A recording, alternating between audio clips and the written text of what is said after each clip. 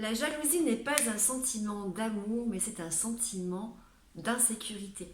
Bonjour tout le monde, j'ai eu une visio ce matin avec une dame qui m'a sorti cette phrase et j'ai trouvé cette phrase tellement pertinente en fait que j'ai décidé d'en faire une vidéo.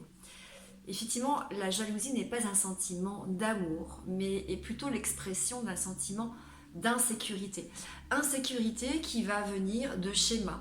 qui peuvent être des schémas construits dans l'enfance, mais qui peuvent être aussi des schémas construits à l'âge adulte. Alors, quand on a une jalousie, excusez-moi, j'ai un cheveu dans la bouche, une jalousie maladive, effectivement, ça peut être l'expression de schémas de l'enfance. Alors, on va retrouver dans les schémas de l'enfance le schéma d'abandon, le schéma de carence affective, le schéma d'abus, méfiance, le schéma d'exclusion, le schéma d'imperfection. Et forcément, ces schémas se sont construits par rapport à des origines qui parfois ont été pas toujours intentionnellement maltraitantes ni malveillantes, mais ouais, des comparaisons par rapport à des frères et sœurs, des parents qui n'étaient pas en mesure de s'occuper des enfants, qui les laissaient vivre à eux-mêmes, ou qui les mettaient chez des gardiens, chez des papis, chez des mamies, ou des parents qui ont été malades, ou un enfant malade qui fait que le frère a dû se mettre un peu de côté parce que toute l'attention était mise sur un autre enfant, ou des critiques, ou un manque d'attention sur les difficultés d'un enfant. Peu importe les origines, les croyances qui vont être associées à chaque schéma vont être: je ne suis pas quelqu'un d'aimable, je ne suis pas quelqu'un d'assez bien, je ne suis pas quelqu'un à la hauteur, je suis quelqu'un qu'on va abuser, je suis quelqu'un qu'on va peut-être... on va peut-être voilà, me tromper, les autres sont dangereux, je ne suis pas assez bien, etc. On va m'abandonner, je vais finir seule. Toutes ces croyances vont faire que, une fois que vous allez vous retrouver dans une relation amoureuse ou une relation peut-être amicale, vous allez projeter sur l'autre vos propres croyances avec des pensées qui vont dire: méfie-toi, il va trouver mieux que toi, ça ne durera pas, de toute façon t'es pas assez bien, de toute façon t'es pas assez belle, de toute façon elle est mieux que toi, il est mieux que toi,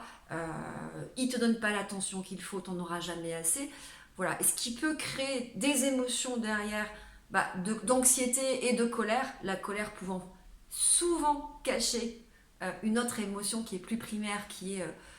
l'anxiété, la peur de perdre l'autre, et donner lieu à un comportement qui va être totalement inapproprié, excessif, qui va être des comportements de jalousie, de contrôle, de crise de colère, de crise d'hystérie d'un homme ou d'une femme, hein, parce qu'il n'y a pas là-dessus, voilà, autant les hommes que les femmes ont eu ces blessures d'enfance. Et puis il y a des blessures aussi qui vont potentiellement se construire un peu plus tard. Dans ce cas-là, elles sont peut-être plus faciles à déloger, bien que si ça s'est répété ou s'il y a eu un gros trauma, ça peut être compliqué. Si vous avez eu une partenaire ou un partenaire qui vous a trompé à plusieurs reprises, vous allez développer un schéma d'abus, méfiance, qui fait que vous n'aurez plus confiance, et dès que vous allez rentrer en relation amoureuse, ou s'il y a eu des abus très forts dans les relations amicales, hein, c'est la même chose, vous allez rentrer en relation amicale, vous allez être sur un mode de méfiance, de doute, de vigilance, avec tout de suite des croyances de: on va t'abuser, on va abuser de toi, on va te maltraiter, on va parler sur toi, on va te quitter, on va trouver mieux que toi, etc. Et ça va donner lieu aux mêmes émotions et aux mêmes comportements. Donc effectivement, il y a aussi une différence entre la petite jalousie sympathique et la jalousie pathologique. Mais si vous avez l'impression que vous êtes extrêmement jalouse au point d'avoir des crises de colère, des comportements qui ne sont pas appropriés, c'est que peut-être il y a un schéma qui s'active et que vous devez travailler. De la même façon, ce que j'ai dit à la dame que j'ai accompagnée ce matin, c'est que quand on est en couple, on est deux,